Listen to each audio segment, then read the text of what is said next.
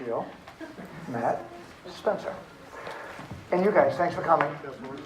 This is a different kind of forum. We're mostly looking to get ideas. We're not so much trying to, run each other down. Last time we had some interesting acknowledgments of each other that maybe one person knew more about a subject than another, and so it was a good exchange. We have different parties up here: Democrat, Republican, moderate, and Democrat. We also, tonight, we have experts in the front row. So they're sort of the instant fact checkers, or the, I asked one of them to be the BS caller outer. If they hear anything up here that's patently like fiction, they're allowed to jump up and call it out. But at the same time, resource for us to ask as we get into the conversation. Tonight's conversation is focusing on housing. Housing in Rhode Island is getting out of reach for a lot of Rhode Islanders, especially people starting out, whether they're millennials who are just getting out of school with a lot of debt and don't have that extra $350 to make payments because they've got to pay Fannie Mae or whoever they took their debt from. Then we have a job situation that in many cases doesn't afford people enough to pay for housing, which we see just going through the roof. In fact, the headlines are that this is a seller's market right now, that every house that goes on, there aren't enough houses on the market, that there's bidding wars for all of them. And it tightens the economy. It's hard. Massachusetts is struggling with their housing costs so high to bring new employers in because they can't pay their employees enough to get homes to live anywhere near where the jobs are. So since these guys are all, and they're all guys here tonight, running for governor, we're going to get their take on how bad the housing situation is, what should be done about it. And let me start with, I'm going to do this kind of randomly, so you just got to trust me. I'm going to start with Bill Covert from the Moderate Party. So why don't you just tell us what you think needs to be done about housing and why. And since it's your first comment tonight, maybe how that fits in with your political philosophy. Thank you very much, Bill. I want to appreciate you moderating these events. Besides the affordable housing issue, I want to thank everybody else here.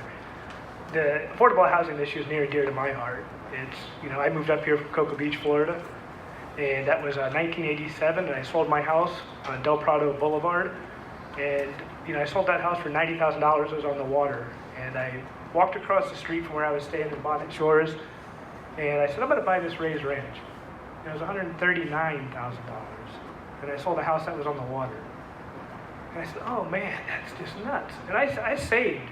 I saved for 4 years to buy another house, and that was in 1991. And 1991, I saved up and had a house being built on Columbia Avenue in South Kingstown, and right across from the high school. And the banks closed. Remember 1991, the Depco crisis. All my money was in the bank, and I had a mortgage that I had to still pay to a bank that wasn't even open. And so what happened is I was just a young guy. I was 24, 25 years old, and I started realizing what society, I'm more than a person on earth. I got this kid, and I'm trying to put a house together, and I'm trying to have a bedroom and a crib and all these type of things. And today, it's 26 years later, and I got my daughter, I got 3 step kids, I got 2 foster kids, and I got 3 grandkids, and I don't know where they're going to live. Right now, a city like Woonsocket, that has the lowest price, medium price homes, has the highest tax rate. It's $30 per thousand. It's $30 per thousand in the city of Woonsocket, and then they want somebody to come up and build an affordable house. The cost of just the taxes, the insurance, your light bill, and your water bill puts you well over $600 right there. We have to do something. There's a lot of things that drive the cost of housing. There's a lot of things. It's land cost, it's electric bills, it's material costs. If this was a regular factory, it'd be real easy. We have direct labor and direct materials and overhead. We would look at those things. So direct material and direct labor, not really much we can do about those, but when we look at those overhead costs, that is where I think we should be talking. So it's something we got to do right away. All right, thanks, Bill. Let's put Matt Brown on the spot, and you tell us why you think housing is an important issue and what you think we can do about it. And Bill set the template. It was about 2 minutes you got. 2 minutes, okay. All right. Well, thank you very much, Bill and Bill, for putting this together. And thanks to all the people who work on this all the time, and all the good, hard, thoughtful work you put into it for such a long time in this state. So the math, I think the math just doesn't add up, and it hasn't added up for a long time. The cost of housing, along with other costs, healthcare, childcare, college, has gone up and up and up. I mean, it's extraordinary, skyrocketing costs for the basic things that people need. This has gone on for 4 decades in this state and around the country. And at the same time, incomes and wages have essentially been stagnant. And they go up and down a little bit, but essentially it's a flat line, and even declining at times, sorry.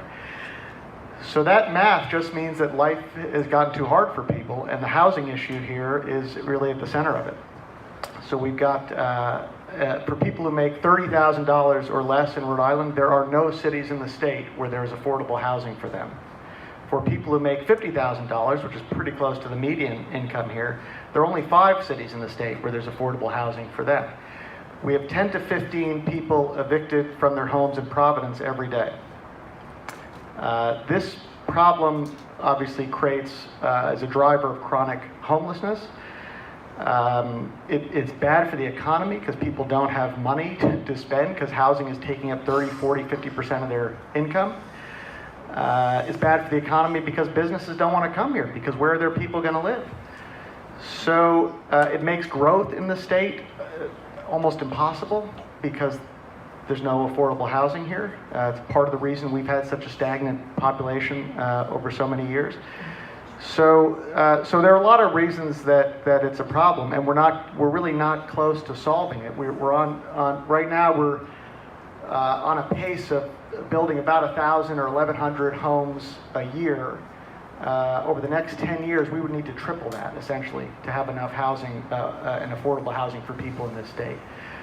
So, should I go on to what I would do, or have I taken up my 2 minutes on what the problem is? Okay, we'll get to what we should do. But Right, we'll go down the line. Spencer, you take a crack at this. And yeah, we do want to hear what the potential solutions are. But what do you got to say? I hope that we can get this resolved today. Very good. My head is kind of exploding. I am a builder and I have lived through the problems of housing in Rhode Island. I feel as though I know the problem all too well. If we admit among ourselves at the end of the night that we have a problem and what it is, I think probably none of us are going to get elected, but I'm going to take that chance. So for my first comment, I just want to say there are a couple of things. It is intended, first of all, as Matt pointed out, we're building about 1,100 houses a year. We probably should be building 3,500. And this has been going on for a while. He also mentioned businesses coming here. Amazon was going to bring 50,000 people here. They decided not to come. I think one of the reasons was that somebody sent them a picture of the Superman building with glass mirrors stuck all over it. And they said, what kind of a two-bed operation is that? And that would only hold 3,000 people. We got 50,000, but picture putting 50,000 people in homes when you're only building 1,100 a year and you already don't have enough. So maybe the second time I get a chance to talk, I'll say a little bit about the problem. But one of the things I just want to point out, and this is maybe the chip on my shoulder showing, because I am a builder, or maybe I'm semi-retired right now, but I'd be more than happy to build all the houses you want. I know, and I can prove it by taking depositions, that the statewide building inspector's office gives a seminar on how to slow down the building permits. Now, if you buy a piece of land and it's just about, the ground's about to freeze, or even if it isn't, you slow somebody down, you raise the cost of that land. The voters in the town might love it, but the building inspector is not your friend. Now, when I started building, you could slap a set of plans on the town clerk's desk Saturday morning, put down maybe $2 and walk out with a building permit. You can't do that anymore. And with all due respect, DEM doesn't help you either. They lose your applications for renewals on septic tanks and leach field systems. if you're a builder, you probably think that the system is against you and it's uphill all the way. I could go for maybe hours, but I'll give you one example. You find out that the piece of property has water available. So you build a house and it's time to hook up the water, and the town says, wait a minute, you're gonna have to run a major water main onto your property. You have to put a manhole and you have to cross the sewer line, and it's gonna cost you $10,000. Why? Because we think we might take that water main and run it down your property line to serve another neighborhood 10 years from now, so pay us $10,000. Well, you know, that might be the only profit you get on that house, but you don't have a choice. It's almost done. You gotta do it. That's not the exception. That's every job. So I think I can speak for the builders, and I'd love to have them tell me I'm wrong. It's stacked against us, and there's built-in costs and added costs that just aren't necessary. All right, Gio, your turn. Thank you for having me this evening, everyone here. Thank you for coming. I'm going to start off with what I always think is really the most important thing that we all need to pay attention to in Rhode Island, and that's culture.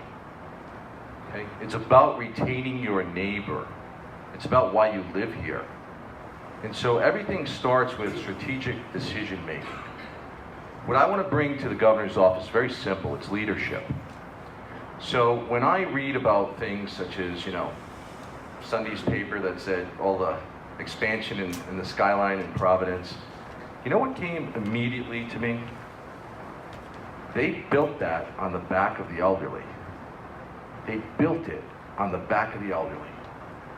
They didn't care that some 70-year-old woman has to sell her house because of incentives for momentary construction jobs that end up with maybe a dozen permanent ×4 jobs, etc. And that's what this is all about. I do want to speak briefly about experience. So I think I'm the only immigrant here on the panel. When I first came here, our first place was above a bar on Providence Street, next to Sacred Heart Church. Then we moved to the back of Arctic in West Warwick, to a one-room apartment, not one bedroom, one room, okay, on Curson Street. From there, we moved down to next to Prada Funeral Home in a duplex. So I know what a mill house is. We lived on this side, we had another family on this side.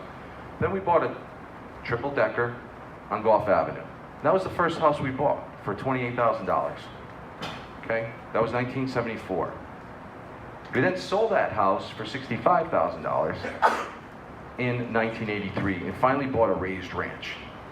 And that was the big, you know, ladder we climbed. And my point in saying that is, we need homes that people can afford. We need environments people can afford. But we also want to know that we can stay in the town we lived in. All right, good point. Now we'll go to Paul Roselli. Thank you, and thank you, Bill, and thank you, everybody who's here. So, I want to go back to why we're here. This is a forum about affordable housing, and let's talk about the values. So when I think about this topic, I think about what's the value. Where do we begin? How do we start this conversation? And I think where we start this conversation is that housing and affordable housing are basic human rights.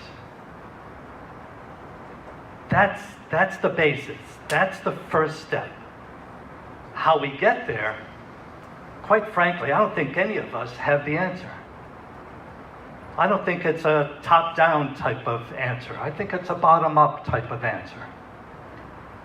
Just the very definition of what an affordable house is going to cause a lot of controversy and a lot of discussion. I think affordable housing is making sure my kids can buy a house.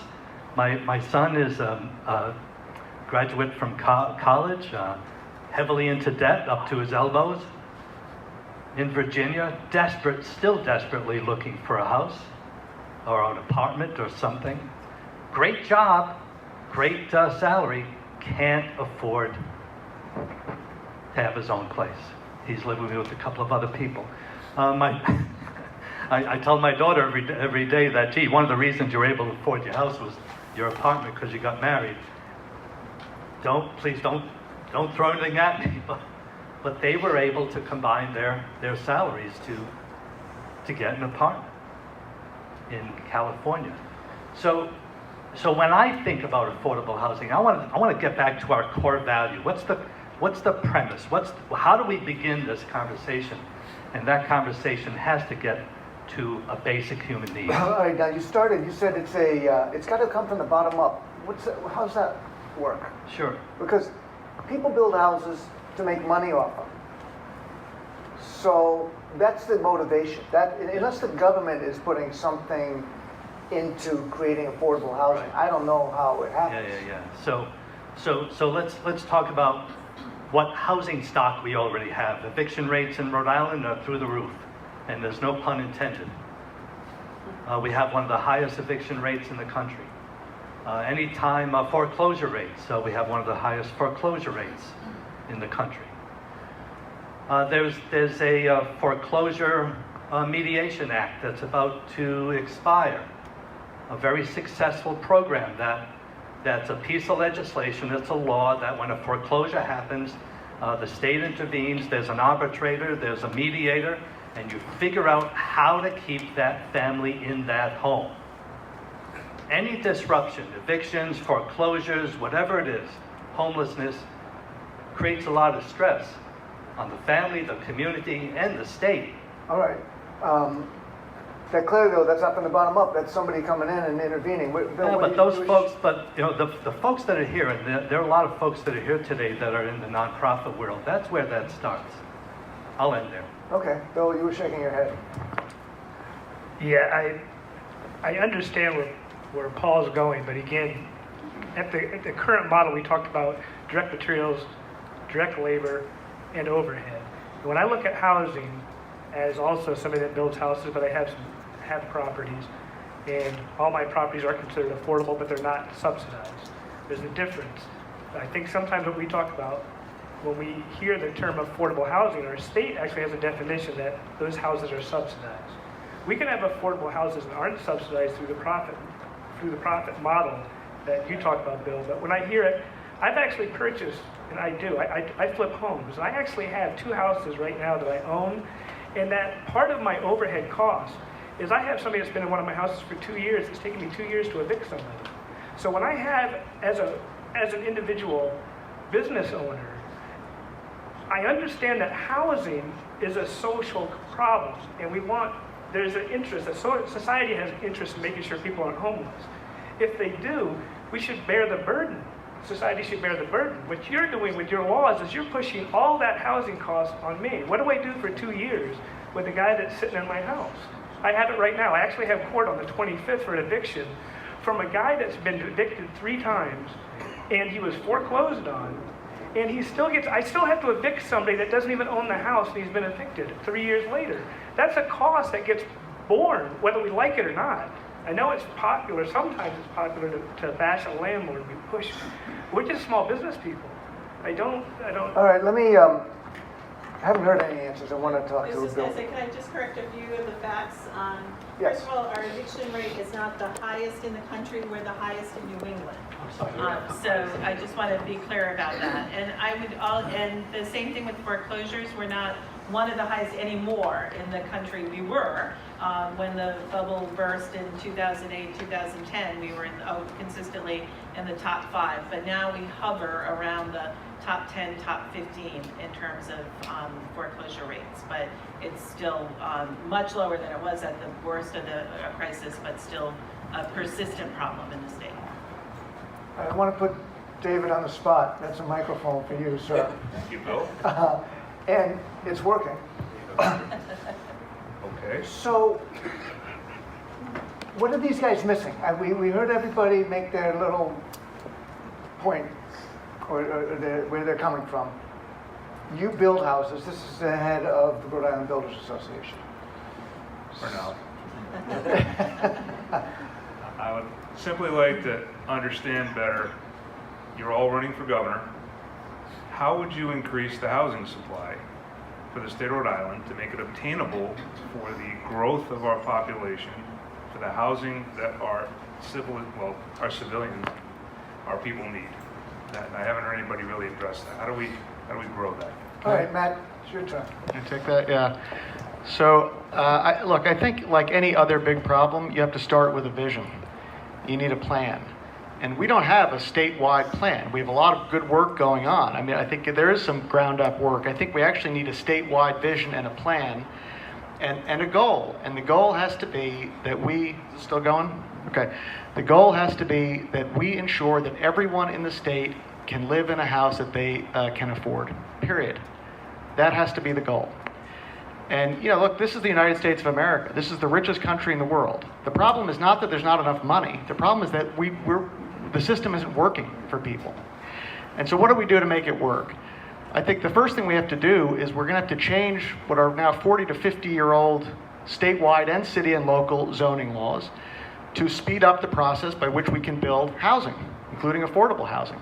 Because as we talked about earlier, I mentioned a few others mentioned, we have an expert right here, we're not building enough housing in this state. That's one of the core problems. So we're going to have to change the zoning laws at the state level, the city and local level, and the state is going to have to work with cities and towns to make sure that across the state we are building enough housing, including affordable housing, to solve this problem. And that does not mean what we had in the 1950s and 60s, massive high rises that people have in their mind, I think, when they think affordable housing. We've learned a lot over the years.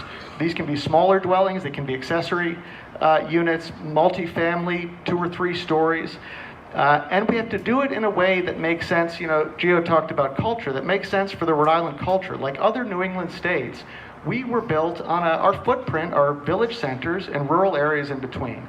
The reason that we built the state that way in the beginning is because that works well for human beings. That works well for communities and for our culture. It still does. So we need to build multifamily and affordable housing within the village centers. And let's look at vacant lots. Let's look at what's available and do it in a way that makes sense. I think that's the first thing that we need to do.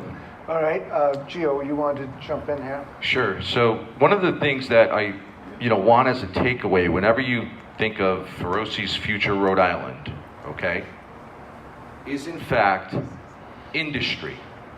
So let's talk about Quonset Point for a minute. Quonset Point should be where all those houses are built. The way you build houses now is passé.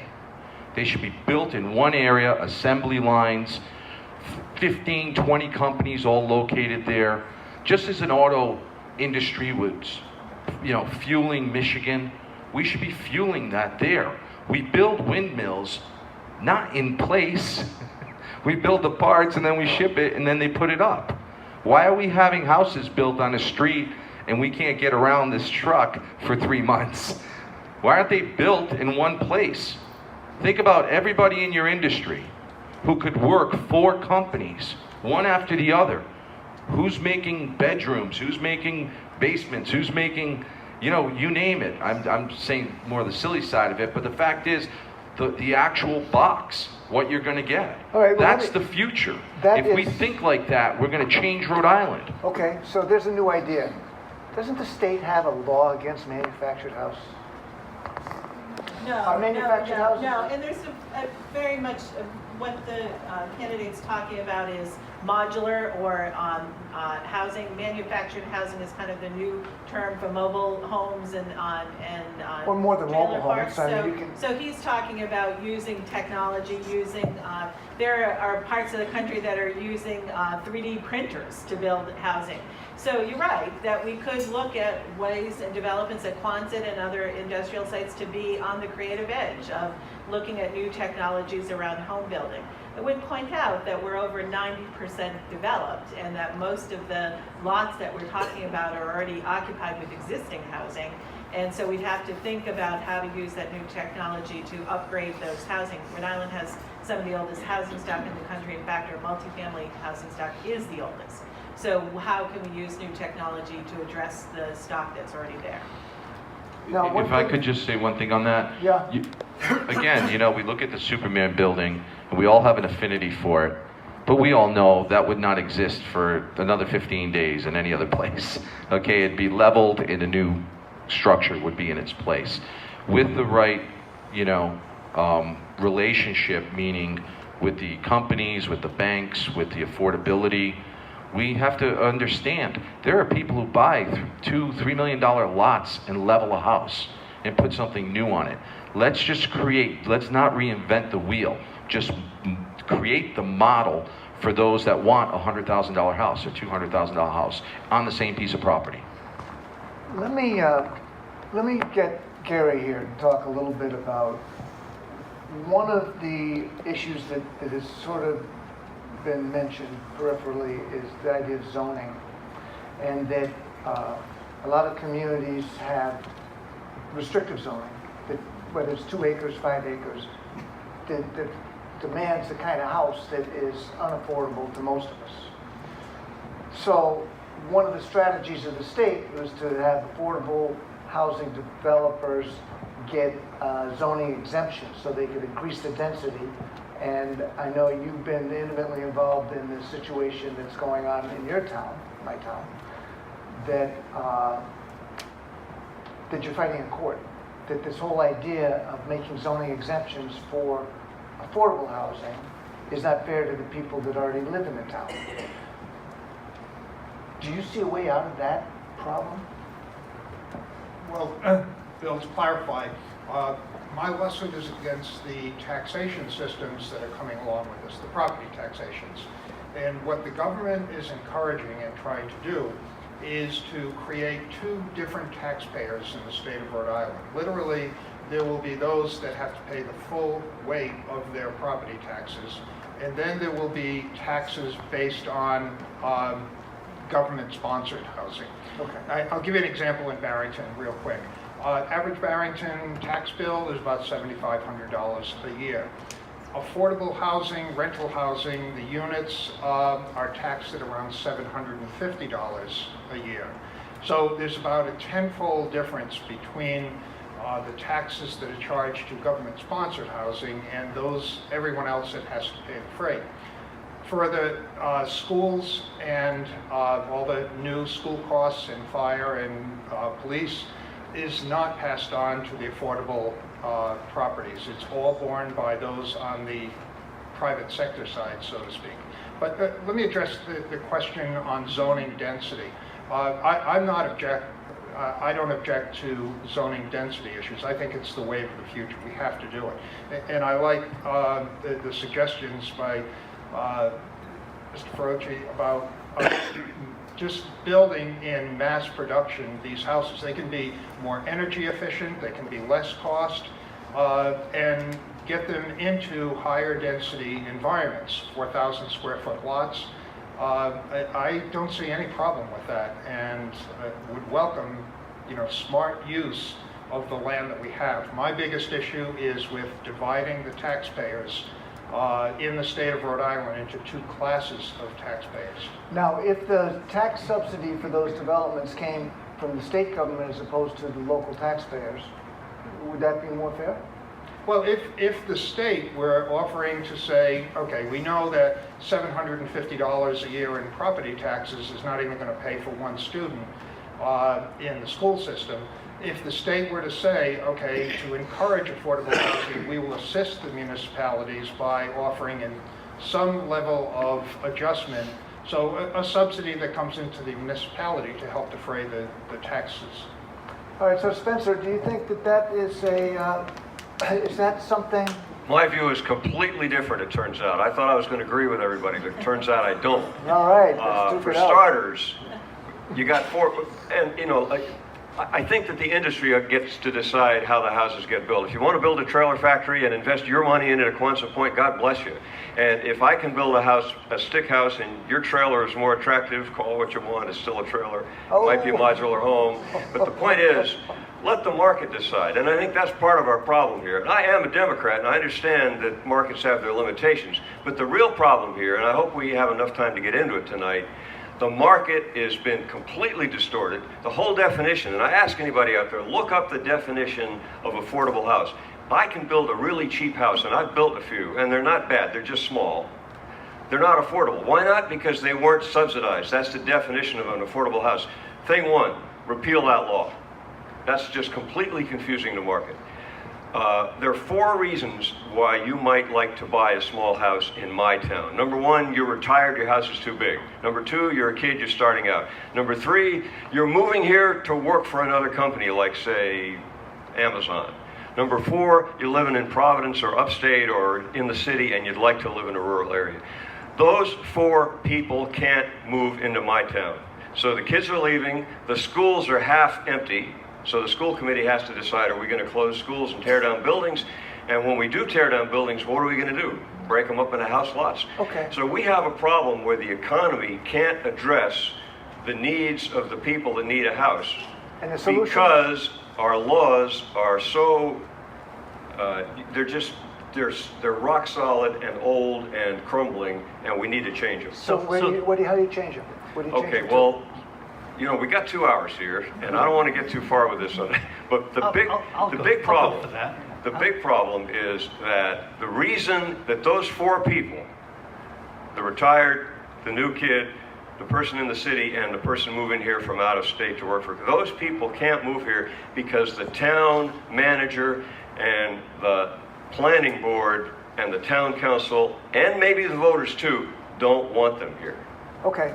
All you want to So jump it gets in? complicated, but we should get into You know, that. You're holding your breath, I know. I understand that, and I get that. And one of the things I've been doing over the last 10 years or so is working on a lot of land use issues as a lobbyist in the State House and as a grassroots organizer. And one of the things we promoted in that area was a low-impact design and conservation development, also high-density housing.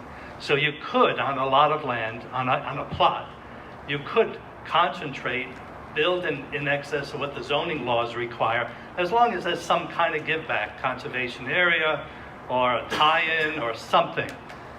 And that seems to work in not all communities, but in some communities. The other thing I wanted to address is this idea of that this is not an isolated thing.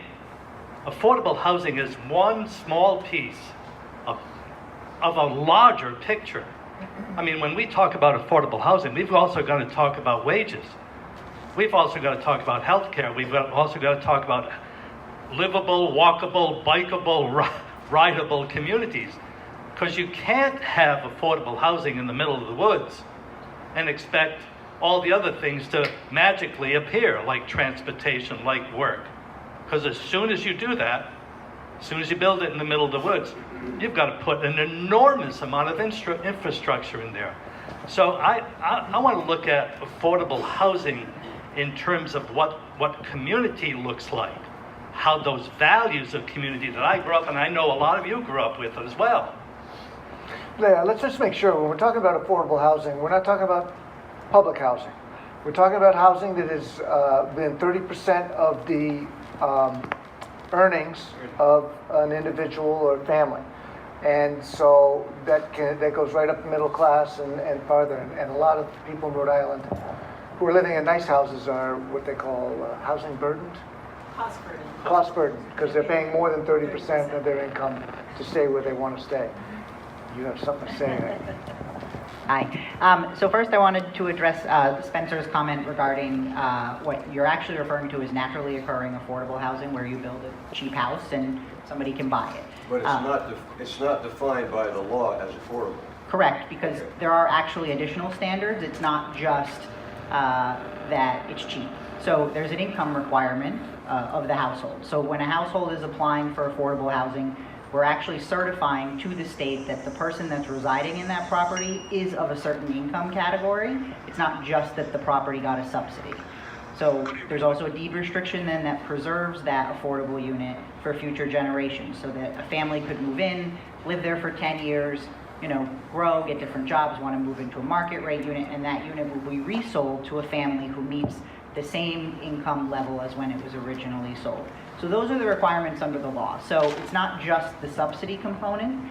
The other comment I would want to address is what Gary, I believe, commented regarding taxation, which is actually quite incorrect. So affordable housing does pay less for taxes because it's worth less. So the deed restriction then restricts the value of a home. And so it's paying the same tax rate, it's just paying it on a lower valued home because the home is actually worth less. So in a development that a developer might build and they do market rate units and they do low income units, say the market rate unit goes for $350, the affordable unit goes say for $200. I don't know. Well, the development I think that he's talking about has got 35 units in a place that would have 5 houses.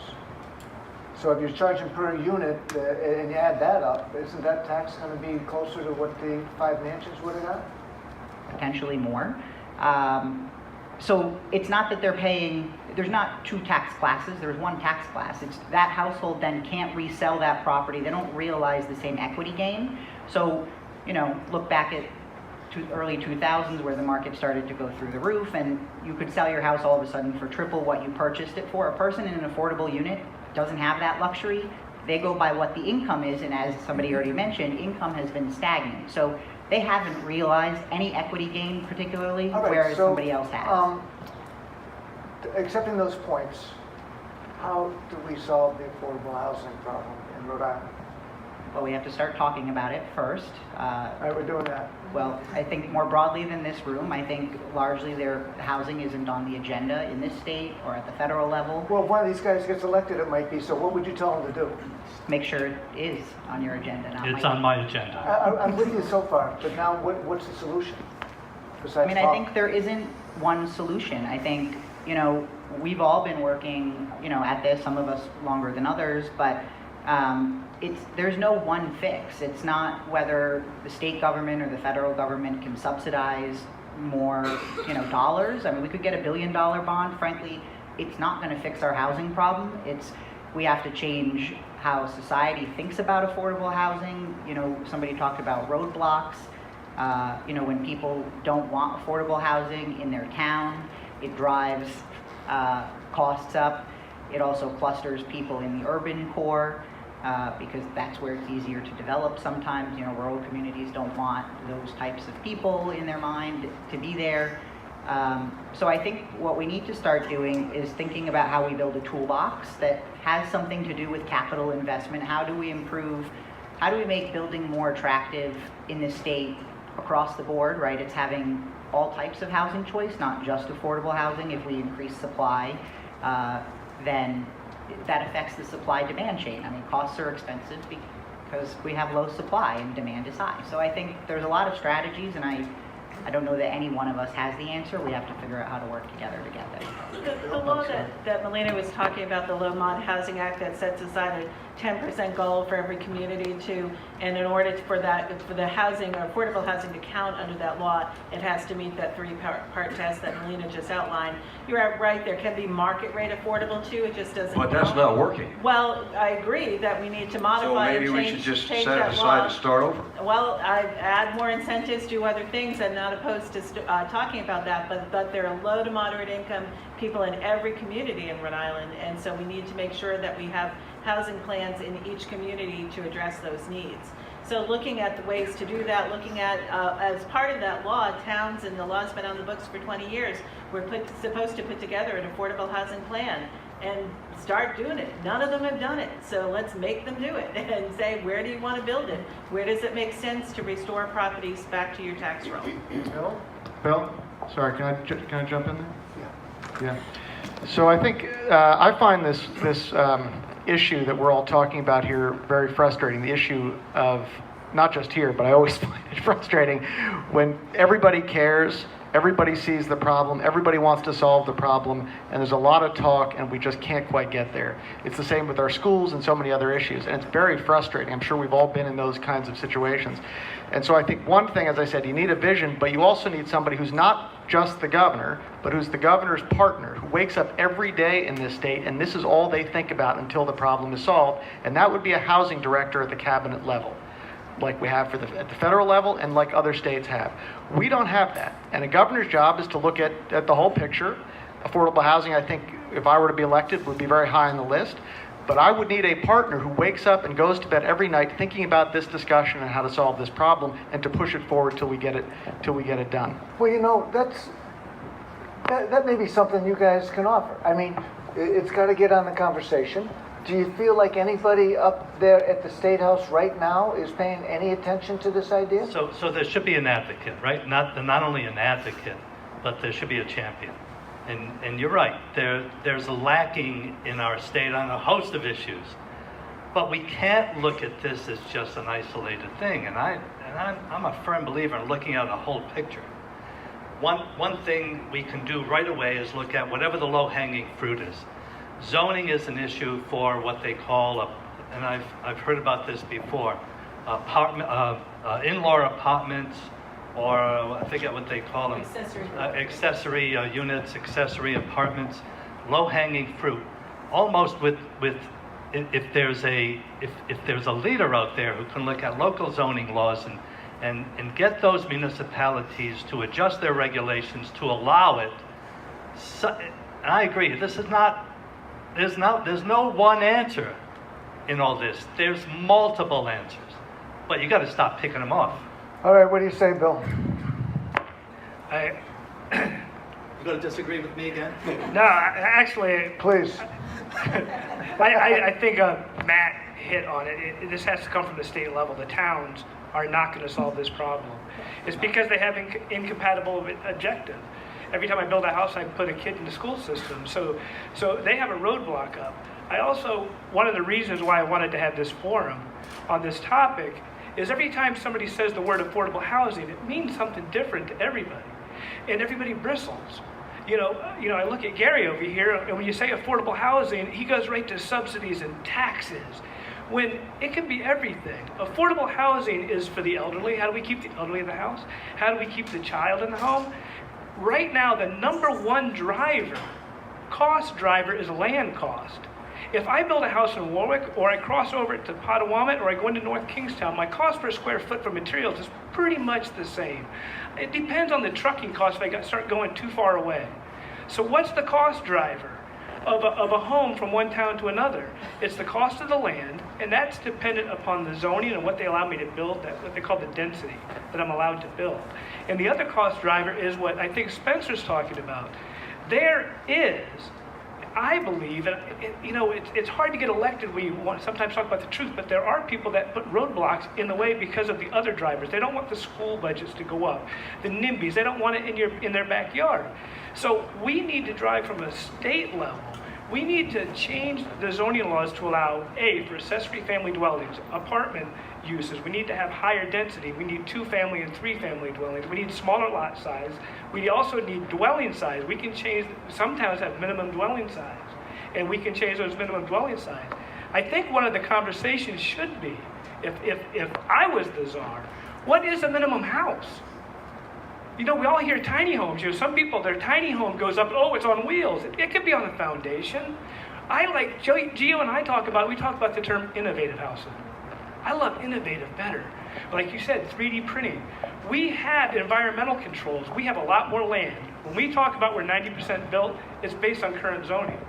We can change our zoning to allow for more density, and we hide behind environment. Right now, we put people in space, and I build submarines, I put people way under the earth. We can live all kinds of places if we use technology. All right, so let me just see. Wait. We've been at this for an hour, and I want to see if we've gotten anywhere yet. We've talked about maybe having a director at the cabinet level for housing. Anybody opposed to that idea? Let's do it. We've talked about I'd like to learn more about it. All right, we talked Before we about do that. I'll hire a bill. zoning changes to allow for more density. Is everybody feel like that generally is a good idea? Sure, that works. Sure, that works in Then some we talked localities, sure. about maybe ripping some of the power from the local municipalities who are trying to keep people from building in their communities. Either smaller units or the accessory apartments, sure. Bill, I'm sorry, I got to jump in for a second. All right. I hope it's okay here. I'll cut you off. The reality is this, if we can just, for 1 minute, just stop and understand it's time to start over, as was said, okay? And how we start over, we can all debate about. But what gets you madder if you're someone driving in Providence and you have a problem with panhandling sometimes? You have a problem when they have an iPhone. Does that bother everybody? I know it bothers a lot of people because they call me. How did they get the iPhone? The reality is everybody has an iPhone, okay? So let's stop. Maybe it's time, again, what the companies are that end up being put in place in Quonset and the types of homes they build. I'm saying this half in jest, but I'm not going to ride a horse to one of your homes. Like, I'm done.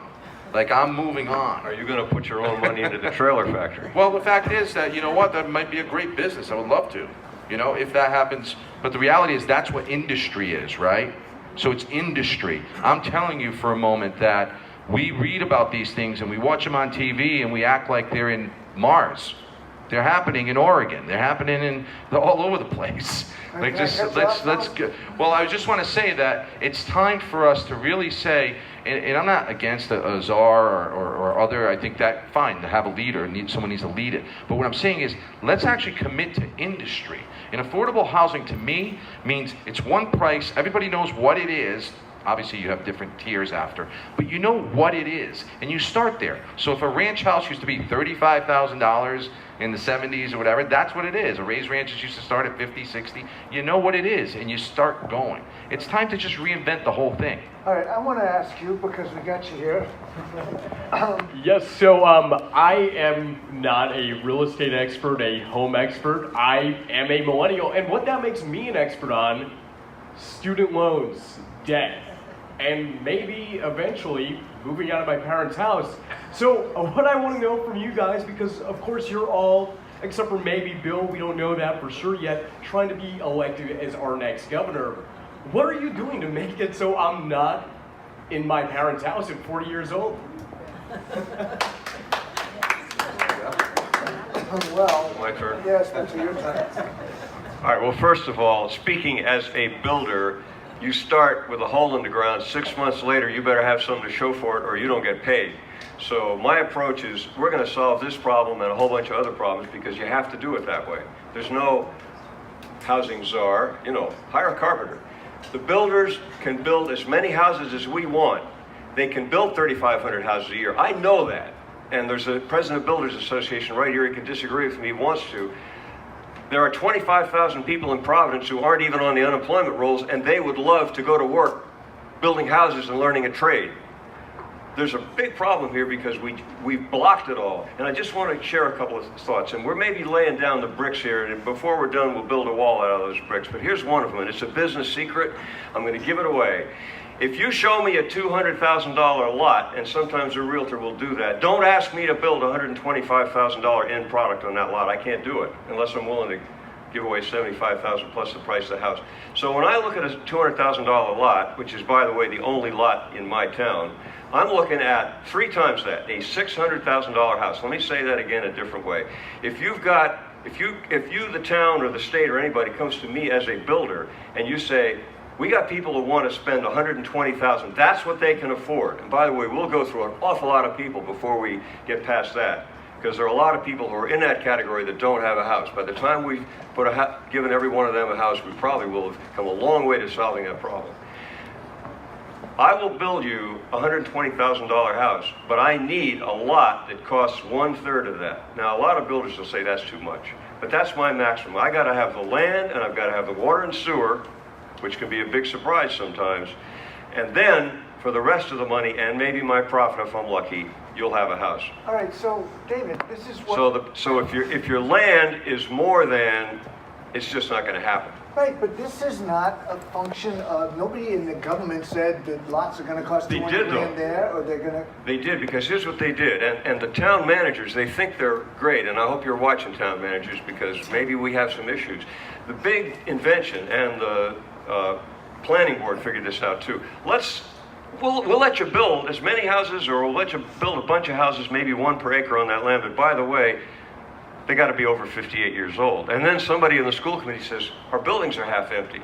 And then a couple of years later, our state has dried up and turned into Detroit, and Amazon won't come here. And we're just going down a slide that's going to take us to someplace we don't want to go.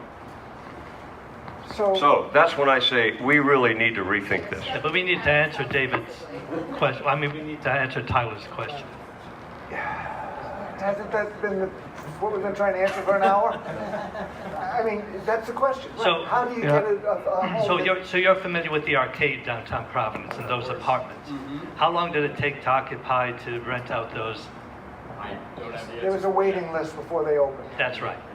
That's right. And what were the key factors there? Small apartments, accessible, location, the prices were The reasonable. notion that it was hip, The notion that what? that it was hip. Well, it is a hip place. I mean, come on. So maybe that's what we're looking at. Maybe with all of the mill factories around here, we start investing some more money into those apartments. Make sure they're healthy places to live, free of lead, free of asbestos, free of mold and mildew. The other thing we need to do is invest some more money in. As a state, we invest about $5 per cap per person. Massachusetts spends about 100, about 20 times the amount. So we're back to the idea that there's not enough attention or appreciation. Not enough for this. attention. All right. Yes, Matt. Yeah, so I think we also, there's an opportunity in this problem. If we kind of step back and look at the Rhode Island economy in the bigger picture, Rhode Island had a booming economy for a century and a half, going back to Samuel Slater starting the Industrial Revolution on the Blackstone River in Pawtucket. And then when the manufacturing started to leave about 70 years ago, I would argue that nothing has come close to replacing that. So in 1940, there were almost 100,000 more people living in the city of Providence than there are today, while the national economy has boomed. I mean, this is why people here are distressed. I mean, we've been struggling economically for a long time. And I think we've sort of, what concerns me is I feel like we've all sort of slowly gotten used to it, like this is normal. It doesn't have to be this way. And in fact, this problem presents an opportunity that might get us out of the woods a little bit economically, which is if we could do some of the things we've been talking about here, essentially break through the logjam for the construction of housing and affordable housing in cities and towns across the state, we could have a construction boom. For not just in downtown Providence, as Gio was talking about the hotels and so on, but a construction boom for human beings, for people who need a place that they can afford to live. A construction boom for all the builders, like Spencer said, who are ready to go, who are waiting to build these kinds of homes, who have learned and developed over the years how to do these things in such a good way. They're ready to go. So imagine if we unlock that potential to build over the next 10 years. Instead of the 10,000 we're on track to build and build the 30,000 new homes we ought to build just to meet demand, we could then start to be a state that's actually growing again in population. Economic growth, but businesses coming here because of the affordable housing, jobs all across the state. All right, everybody agrees with you. Okay. It would be great. We could have a construction boom. We could have affordable housing. There's a log jam. I'm trying to figure out how... Taxes. The problem's taxes. The problem's taxes. I started out earlier and I tried to be respectful for the 2 minutes when I started, but I didn't close the loop. The reason why my neighbor moved is they couldn't afford the taxes. The last time they had kids in school was in the early 70s, or in the late 70s, early 80s. Now they had to move because prices all jacked up, they just, okay, I gotta leave, I have to leave, and everybody's leaving. So it goes back to that culture again, and with all due respect, Tyler, I get it. I was your age and I wanted to move out too, but let me tell you, now that I'm my age, I would fight my brother to have my mother in my house. Trust me. So, she lives with him, but all my kids want her, love when Nona comes over, trust me. So the reality is, I do think we're not talking enough about maintaining the property, even once you get it. Everybody goes after it. We talked about a school, which I think Spencer was right, with everything happening, maybe the school's starting to lose population, or we're losing half the students. Yet we're just saying, throw $2.5 billion at schools. We've got to figure out first, what the size of the school and what it's supposed to look like and everything else. The one thing the military taught me the most is there's a second and third order effect to every decision you make. There's a second and third order effect, both positive and negative. So, I love being on a panel like this because let's face it, for a lot of us, we each have components in our dialogue on a daily basis that might not be in these areas. So I'm learning a lot while I'm here. All right, so you're saying, But you're agreeing with taxes Paul is that- something that's important to look at. It can't be pulled out of the overall picture of what people are getting paid, what they're paying in taxes, where the state government and the economy is moving, is all related to making affordable housing. Sure, because it's But- going to hit a percentage, right? But we still need to get more houses. How do we do it? Well, I agree, most taxes on residential real estate are averaging between 2.5 to 3.5 to 4% of the actual payment. You know, you're looking at a $200,000 house, you're talking about $4,000 a year in taxes, you divide that by 12. It's not your big cost driver in the affordability factor of houses, it's the cost of land. If I had a takeaway, and I think that's what we're looking for, a takeaway from here, and to answer Tyler's question, what am I doing about it? I put everybody in the same room. I put the people in this room to try and start talking about affordable housing, because while it's just like the balloon, when we squeeze affordable housing, it pops out over here and more kids in the schools. We squeeze this housing over here and we take more, we take more land off the market. Every time we have that action, we have that opposite reaction. We do. But affordable housing, without people in affordable housing, we have panhandlers. Without housing, we don't have any businesses. It's something that we need to address right now. And what I'm trying to do, I'm trying to change the face of politics. I'm also trying to change the face of how people get elected, where they have to be beholden to the voters. I think we need to leave here recognizing that the state, my opinion, the state needs to drive this, the state needs to dictate it, and the state needs to start saying they need to start increasing the land. We can engineer and have more land available. I also think when we talked about manufactured homes, those shouldn't be, those are regulated by HUD. A manufactured home and a modular home are two different things. Manufactured homes are done by HUD and they're built in a factory, but while they're not state banned, most towns don't allow them. They're banned by zoning, and it's a great way. You can have a 1,200 square foot manufactured home tied down with hurricane straps in the proper hurricane zone for about $60,000, about $60 a foot, which we're building at $150 a foot. Why I believe firmly why we don't have these problems is it's the NIMBYs, it's the school system, it's the other drivers that we're pretending and we're hiding behind to prevent housing. Now, the state took a crack at this. They passed a law saying that all towns need to get 10% affordable housing. Right. This law's been on the books for 20 years. There were no incentives there for the towns to kind of move forward. There was no resources for the towns to develop their plans, and absolutely no penalties. So, I don't like to go to the gym unless somebody makes me. So, that's what we need to do is, make folks do it. But also, the towns gets a lot out of this. We're talking about restoring properties back to the tax roll. Increasing taxes, a tax roll is good for the local economy. Well, it turns out in a lot of cases, taxes it's the old people, it's the people that live in the town, they can't afford to stay there anymore, that need the affordable. But I think that's a really important point, and I think we should stay there for a minute. That once this happens, whether it be these apartment complexes from an old mill or a redevelopment, or using the historic preservation tax credits to help out restore some of these, they become economic drivers for the town. The tax base increases. People stay there and they work. They pay taxes. They pay the Social Security. They're back into their community again.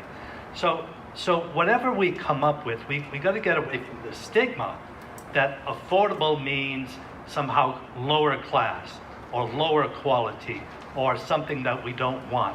Just the opposite. These things can work. They've worked elsewhere, all across the New England, and they can work here. Matt?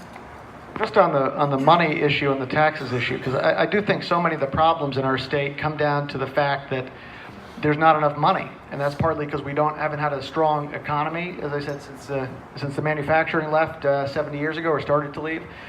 And so what happens when there's not enough, we get into a scarcity kind of mindset, and people get pitted against each other. Cities against cities, cities against the state, groups of people against other groups of people, because everybody feels like there's not enough to go around. And so I think if we go back to when some of these problems began in terms of our fiscal, there's two things. There's building a stronger economy, which we've talked a little bit about, but then there's what do we do with the money that we have, the revenue that we have. And about 20 years ago, our politicians made a decision to start cutting taxes on the wealthiest sliver of people at the top and on corporations. And, I think it was a trickle-down economic theory, which I think doesn't work and is proven not to work. And what happened was, it's not that we didn't need schools anymore, we didn't need to pay for them. What happened was the cities and towns were compelled to raise property taxes to cover that. And I think that that's not a fair taxation system, because now you've essentially transferred wealth from the wealthiest people or from the middle class who are paying or are burdened by property taxes to the wealthiest people. The other impact it had gets to what we're talking about here today, which is the cities and towns feel strapped. And so they want to, that gets why they've got some of the zoning laws. They want bigger houses that are going to pay a higher property tax. So I think one thing we need to do is to repeal those high taxes on the wealthy. The wealthiest people in the state are now paying a lower tax rate than everyone else in this state. There's a 40% tax cut on the wealthiest in 2006. Repeal those and start to fund the schools again. And then we would start to possibly see some of this us against them mentality alleviated a little bit. Anybody here? Well, I gotta jump on that one. I But mean, does anybody agree with does everybody agree with cutting the tax rate on the wealthy? not at all. Not cutting it, raising it, you mean? Raising I'm saying it. repealing the tax. Yeah, it's already been cut. Not at all. You guys all We are want really the good- opposite. We want the smartest, best people to get here. Yeah, Come they're not- on. they're I not mean, coming if here you for don't, 1%, what I mean by that, Yeah. what I mean by that is we are in a situation where the state of Massachusetts has on its ballot a tax on millionaires ready to be voted for. If that happens, what's going to happen is they're all going to move here. That's a brain drain we want. We want people who own businesses, who are the top in their professions, who have made it. We want them here. All There's right, a place now- called Newport I for want to that. get back to housing. Yeah, but if, But my point is, you can't ignore the following thing. As a state senator, I introduced a bill called the Property Tax Limitation Act. It was to address exactly that. It couldn't just be raised out of control. But there's also what's called, and you don't have to agree with it, but a poll tax. If you come in and you have 5 kids like me, and I have them in school, I should be paying more than somebody who has 1. I mean, in the elderly person who hasn't had a child since 1978 in school, you shouldn't be taxing her. I mean, this is common sense stuff. Spencer? Well, I kind of like to tie some of these things together. There is a cycle in our taxes. We have a lot of people that are working. If they were working, they would be paying taxes. If they were working, they wouldn't be placing the huge burden on our social services that we have. And there's something I want to mention. There's what I call the Cardi effect. If I build a house, or if you build a house, somebody's going to buy a couple mattresses. And the other thing that's going to happen is that somebody else is going to go into business building houses, or somebody else is going to stay in that business instead of quitting and becoming a school janitor, which pays better in bad times. And they're going to hire some of those people in Providence, the 25,000 people that want a job and aren't even on the unemployment rolls. It's a big cycle, there's no question about that. The problem is that I think we hijacked it a few years ago. And this whole idea that you can quantify or you can identify, you can say, well, this town, you got to have 10%, everybody's got to have 10% low-income housing, and then you define low-income housing. There's one really important thing here.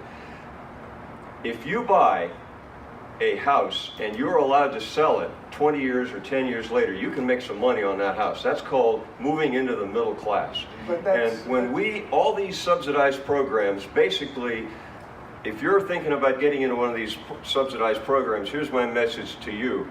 Good luck. You've got a subsidized house. You will never move into the middle class because you'll never really own that house. And when you go to sell it, a realtor is going to have a headache that you won't believe, trying to match that house, slightly raised in price, way below the market value, and then they've got to find somebody that meets the qualifications, and that house just sits there. All right. Terrible system. We need to start over. Okay, Paul's going to talk, and I'm going to take the mic way back while you're talking. Sure. So one thing we haven't addressed, and this has become very evident for me on a personal level, and that is housing discrimination. We can call it where the funds come from. If you got a Section 8 voucher and you try to get an apartment, you're discriminated against because the ad right in the Projo says no Section 8.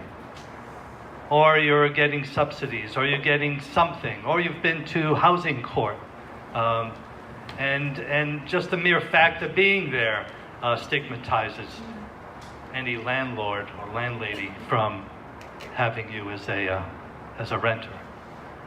There's bills in the Senate and the House currently. I think there was a hearing this afternoon. Not this afternoon, a couple of weeks ago. couple of weeks ago on the Senate bill and the House bill to take away those discriminations. I think that's one of these low-hanging fruit that can easily leave people in houses so we don't have homelessness. So there's not a disruption in the family. So there's not a disruption in the community. Because as soon as you get an eviction notice, or you can't find an apartment or a place to live because of a piece of paper, a voucher, or something that you've theoretically done, there's a huge disruption there. That's one of those things that can be easily solved. Okay, now we have a question from somebody who's been listening to us for the last hour. Yeah, I have a couple of questions and something that kind of Paul brought up. The one thing that nobody has mentioned are the banks. And the banks the banks are accountable for a lot of the homelessness, a lot of the foreclosures, a lot of the issues that happen that are exasperating the situation that we have here. And the other thing that isn't really being addressed besides that is, what's the other thing? Besides the banks, is the fact blight. How many homes are not occupied?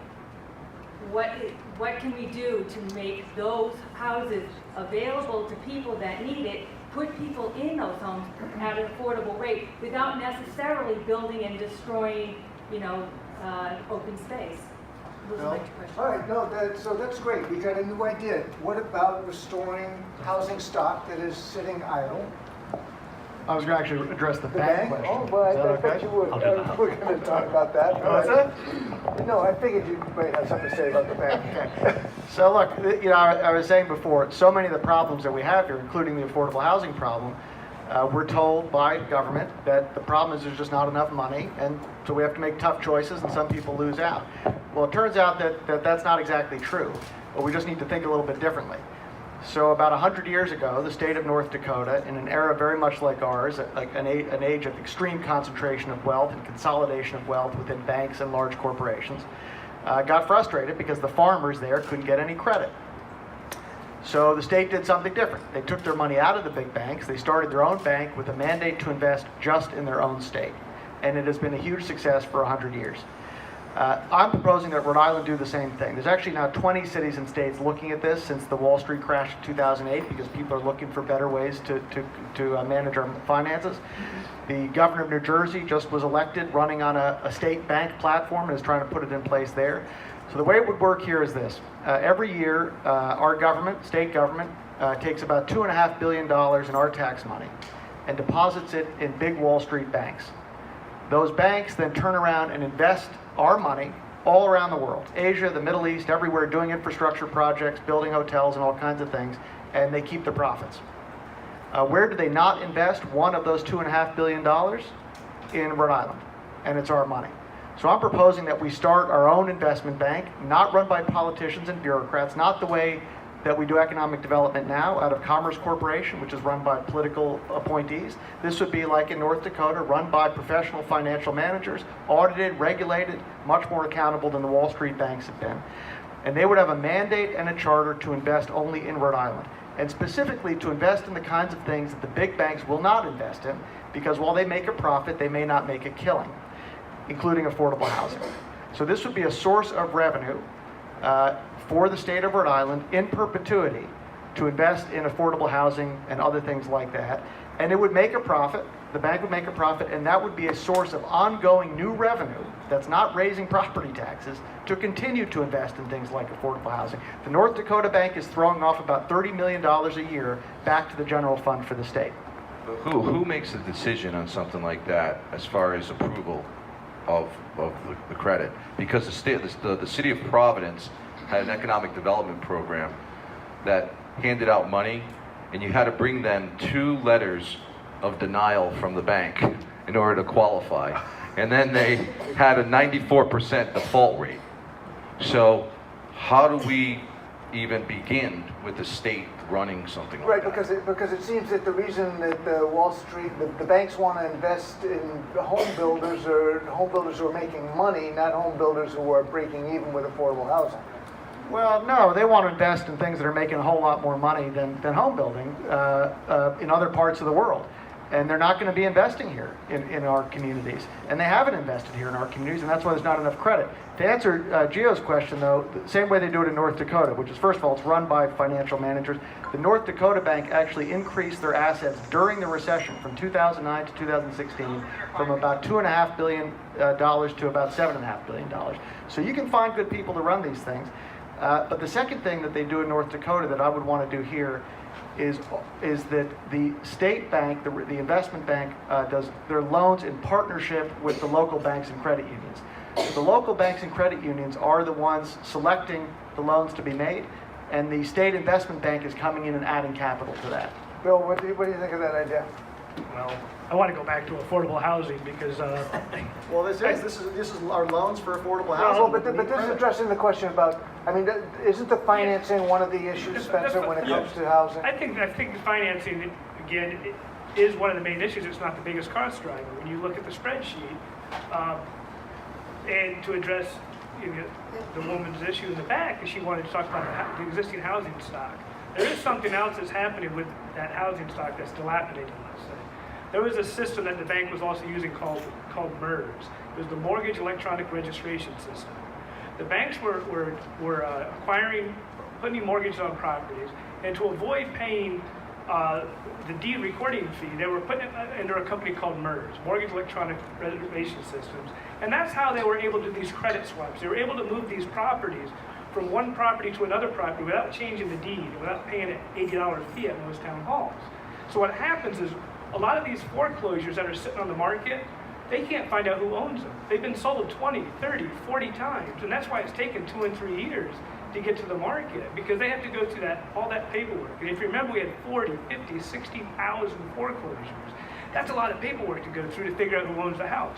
Too bad we didn't have a blockchain working on that. Bill, you took the words right out of my mouth. Blockchain would have fixed it all. So go back to it is, we go back to that, I raised a question already, what's a minimum standard house?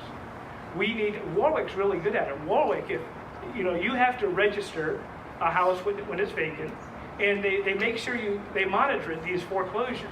And it's a very good system. I like doing business in Warwick, but other towns allow them to be dilapidated, and it can go on. I'm looking at houses that are sitting there 2, 3, 4 years.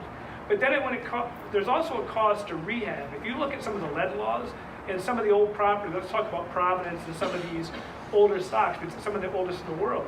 It doesn't make a lot of sense to put that kind of renovation money into some of these properties because of the lead paint, because of the fire code laws, because it's 3 times in Providence the taxation when it's not owner occupied. So you're asking me as an investor to come in and pay $30 per thousand, $36 per thousand to renovate a house that when I go to rent it, the tenants can't get a bed up the turn stair.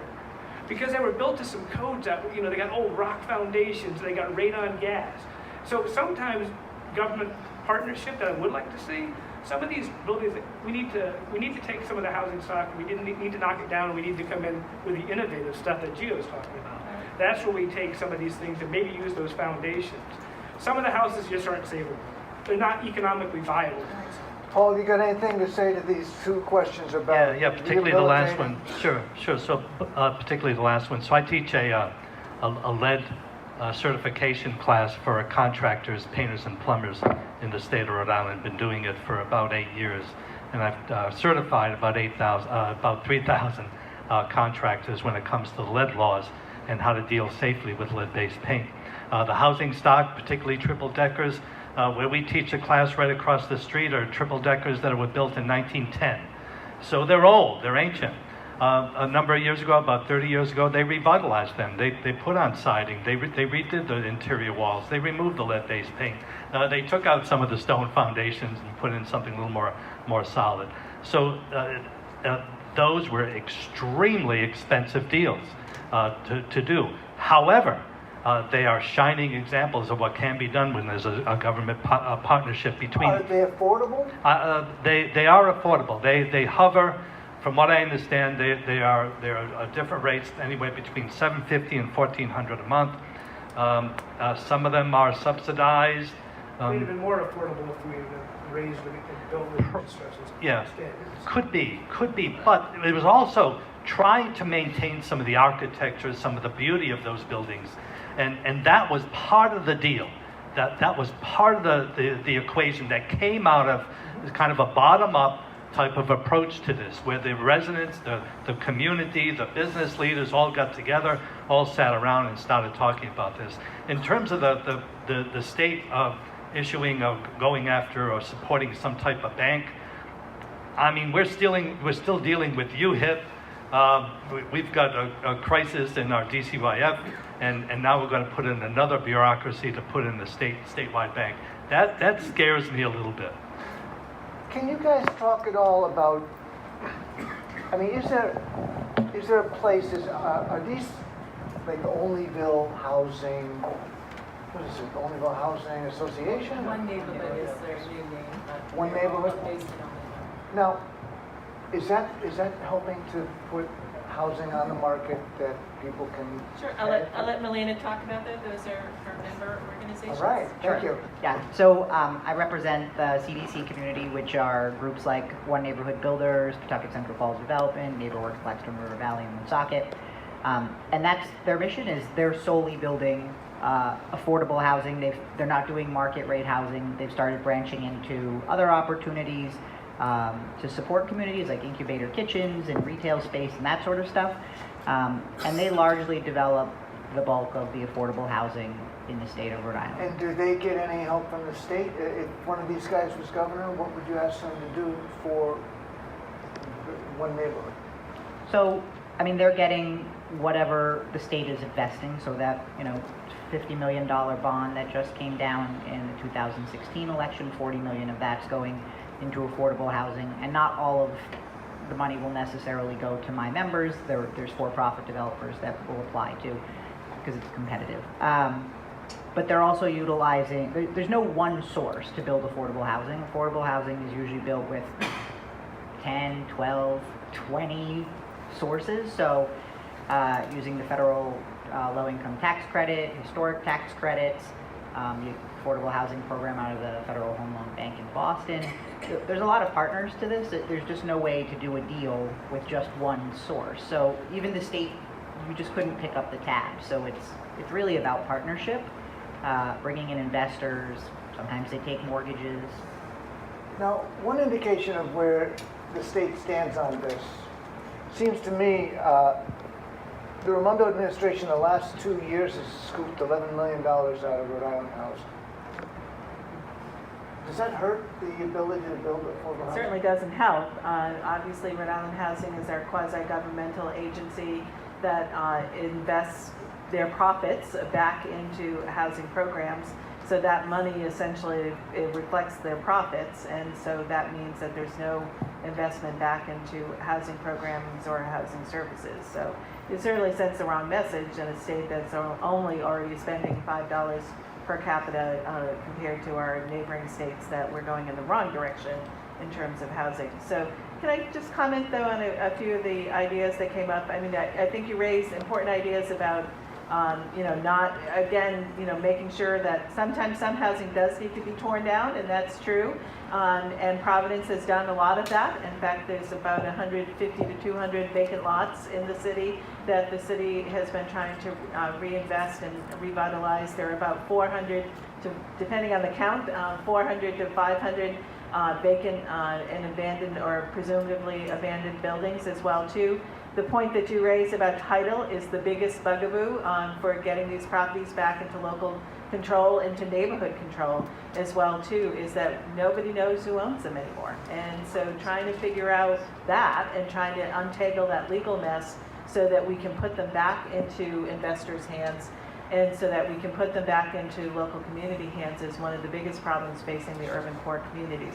It also reminds you too, when you tear down a house that's old and full of environmental hazards, that you make environmental hazards in that community. And so looking for ways to now clean up the new brownfield that you made with that new housing lot is also something that you have to factor into the tear down discussion. You got any observations here at this point? Just by example, we talk a lot about affordable housing and the idea of subsidized housing. Now, let me give you an example of why sometimes it just doesn't work. We had a project in Barrington called Walker Farm. The actual cost to put up the affordable houses in the Walker Farm development was about $330,000 each.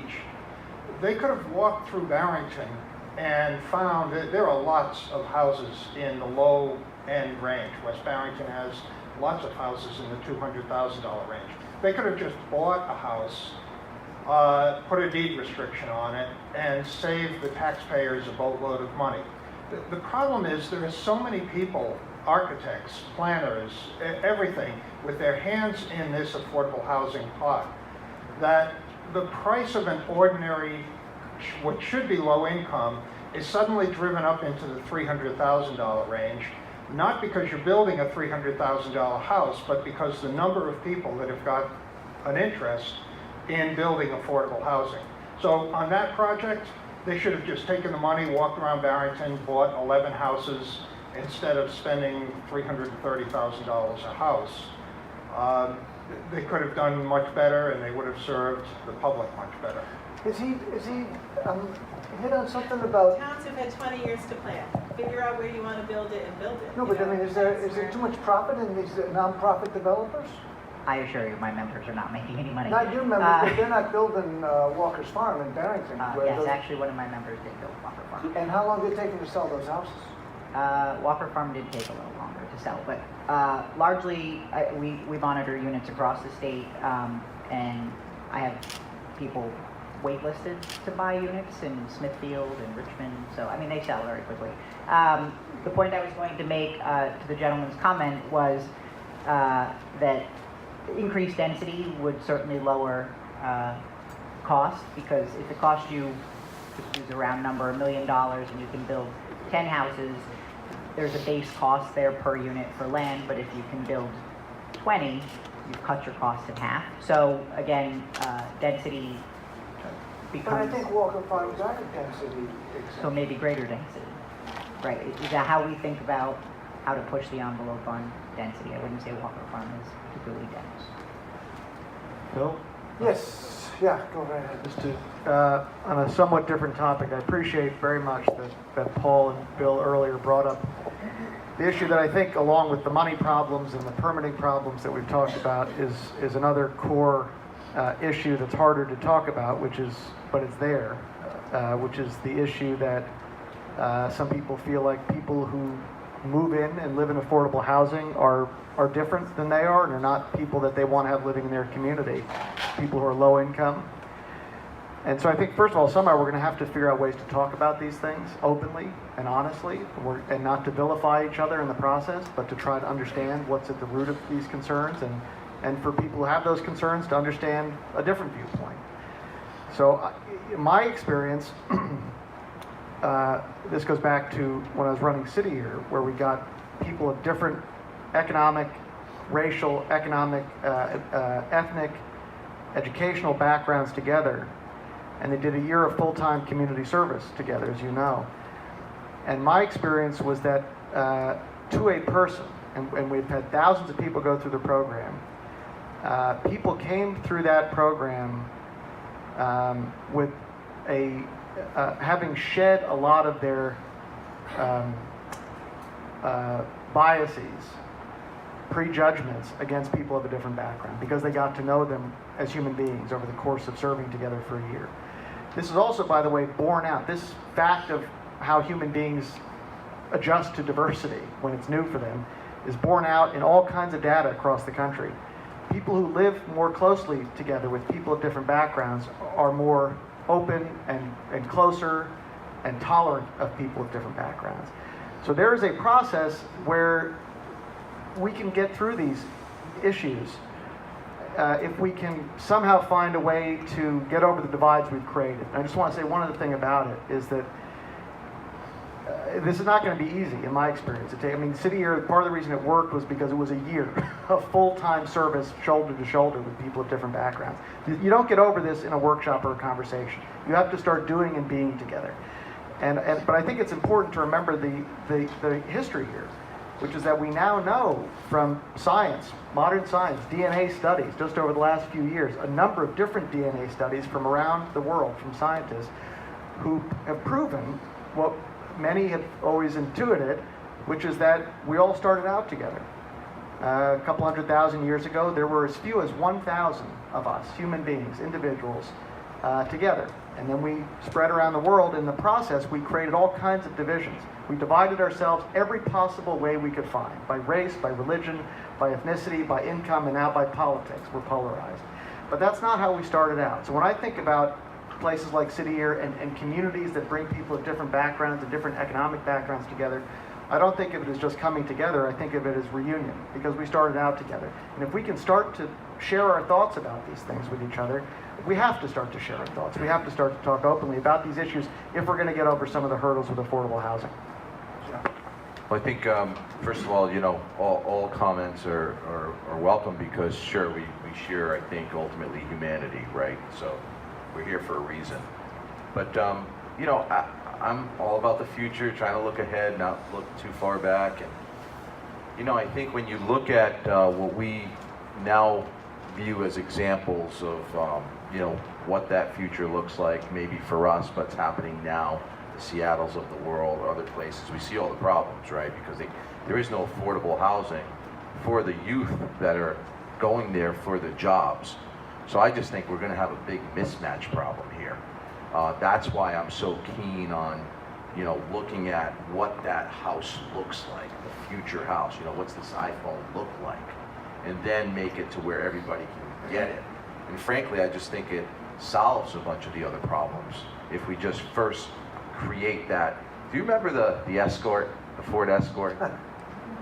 I remember because in 1978 I was in Italy, and my Uncle Enzo had a Ford Escort, and we got it in 1981. It became the best-selling car in the world. It was because it was an affordable car everybody could get, and they liked it. And it started kind of this thing. And my point is just that I think we have, real specialty and subject matter experts dealing with issues, and I applaud you for doing that and trying to, emphasize laws that are on the books and things of that sort. But, my contribution to this conversation, I'm going to be honest, is limited to where we should go. And for that, I think it's universal. I don't see color. I don't see politics. I don't see what town you came from. I don't see your socioeconomic background. I just want something everybody can get. What do you think, Bill? You think we got anywhere tonight? I actually do. I like Matt's last comment. I like Gio's last comment. For me, if I was wrapping it up, we're all on the planet Earth. We're all going around 16,000 miles an hour trying not to fly off, right? At the end of the day, that's what we're doing. And I just wish that we focus on, I don't have so much a problem with subsidies, but I wish we look at the cost drivers. I don't want the government to be the solution for everything. And if we focus on subsidies to be the cure for affordable houses, where does it stop? The trend line just keeps going up. Like you said, income's flat. If we need to focus on the costs. We got to figure out where those costs are at, where we can bring technology to bear on some costs to reduce them. And the costs that aren't technology, material and labor, robots, printing, innovative, cool things like that, there are costs that are outside the builder's control. And these are the time it takes. Time is money. How long does it take from the time I get a permit, and I kick the tires, and I get my engineer, and I get to my DEM, and I get my building permit, and I stick my sticks in the ground? That's a cost of government. That government controls it. There's nothing I can do. The government is in the way of that cost. It drives that cost. Government sets the density, what you're allowed to do with a piece of land through the 1947 Zoning Act, the Zoning Enabling Act. We've totally changed what the intent of that Zoning Enabling Act was. It was an enabling act that prevents us from doing things. If we couldn't build Wickford today, Wickford, Patuxent, these cool, funky places that we want to recreate, these are mixed-use, high-density, mixed-use developments that are walkable. They have bicycles. We couldn't do that. Our zoning actually prevents it. Our zoning is causing the issue that we're talking about. And so therefore, what I do for a living is I look at causes, and then I go fix those causes. And I think we all are in some type of agreement that in this situation, the number one cost driver that we can control quickly today, change it, we could go and do some enabling legislation, you have 2 hearings on it, we can put it into effect, is we can start looking at that Affordable Act and that 10% mandate, whether it's subsidized or not. People gotta have their fair share. Why is it always Providence? Why is it always Cranston? We can fix these things, not wholly, but when 1/3 of your cost is your land cost and your per unit cost, we can do something about that by tweaking our laws. Our engineering has surpassed the technology that we had been requiring for septic systems and septic designs and sewer systems. We can engineer, like I said, we put people on the moon. We got people living in space and underwater. And so I think that we can tweak some of those things to free up some density. All right. Spencer? Well, if I could loop back, I know we're wrapping up here, if I could loop back, I was astonished to find out that there's $2.5 billion sloshing around in the Rhode Island Treasury that we could send to either New York or open a bank here.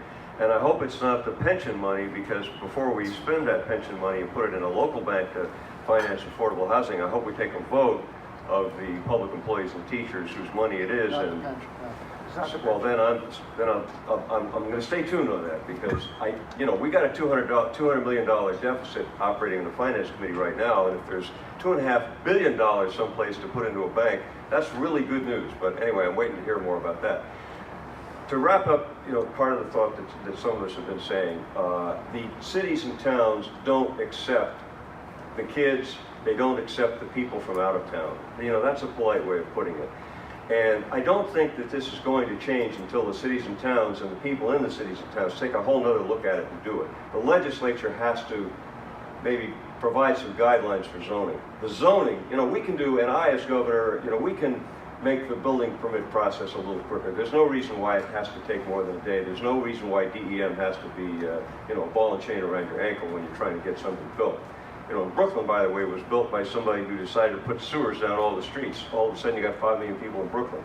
So but maybe the problem is we don't want 5 million people in Rhode Island.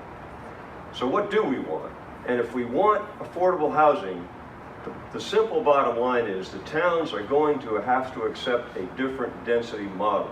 You can't have affordable housing. You can subsidize the $300,000 and $400,000 houses. There's nothing affordable about that. That's coming out of your pocket as a taxpayer. I don't think anybody likes that. I think that's probably, if that's the news that's coming out here tonight, I don't think that's good news for people. The idea that affordable housing is costing $300,000+ per unit. So the real thing is the market, the builders, the banks that we have, the people that aren't working, that could work for those builders and learn a trade. The Cardis are going to sell twice as many mattresses if we do this. God bless them. The real answer is somebody's going to have to look into look into themselves, take a real hard look and decide, yeah, we got 58 years and older communities. Yeah, we got no small homes. Yeah, we got no low-priced housing. And yeah, we got a half-empty school, and our town is going to collapse, and our state is going to go away, and Amazon will never come here because there's no houses for their employees. By the way, if I'm governor, we're going to try and change this stuff. If we can change it in 6 months, we still have a shot at Amazon. That's my opinion. But the real point is, it's not going to happen, and we are going to crash and go bankrupt unless the towns, one by one, there are 39 of them, maybe a couple of them are already dense, their planning boards and zoning boards are going to, and their councils are going to have to look at this problem and say they're going to wake up one day and they're going to say, maybe that plan that made our schools half empty wasn't such a good plan after all. If they can't do that, it'll never get resolved. Paul, you get a chance to say something here now. Oh, gee, thanks. So way back in November of 2017, when I said, I got to do something more than I'm doing, and declared that I was going to run for governor. It's really been an exciting marathon race to get from there to here today. It's been a lot of fun. One of the things I think I bring to the table is recognizing that there is skill, there is expertise, there is experience, there's justice, there's love in just about everybody that I can see, everybody that I've been in touch with, everybody that I've talked to. they bring something new to the table. And if it's affordable housing this time and the next one is going to be on health care, it still is what's exciting, what keeps me going each and every day is learning something new from everybody here. The conference that we were at this morning, the hearings that I attended and spoke at these past few weeks. That activism, that taking control, that getting involved, that's what we're all here for. That's why we're here. We want to make a difference. I'm glad I'm in the race. It excites me to see these gentlemen and all the other candidates, well, maybe most of them anyway, get in that race also. Because each and every one of them has something that each and every one of us can learn. So if I can, thank you, Bill. Thank you for what you did last one, and thank you for doing this tonight. Thank you. And if I can have the last word, and I think I'm going to take it anyway. Our next one is going to be on health care. And as of right now, it looks like we have Dr. Fine, Dr. Cowan, and Dr. Mark Ryan, who believe strongly in managed health care and single-payer health care and revitalizing and changing the way we look at health care. So thank you all. Thank you, Bill Gilbert, for putting this on as well. Thank you. Well, guys, I think that's a good night, huh? Yes. All right. So before we go, we got to take a picture, so you got to come in here too.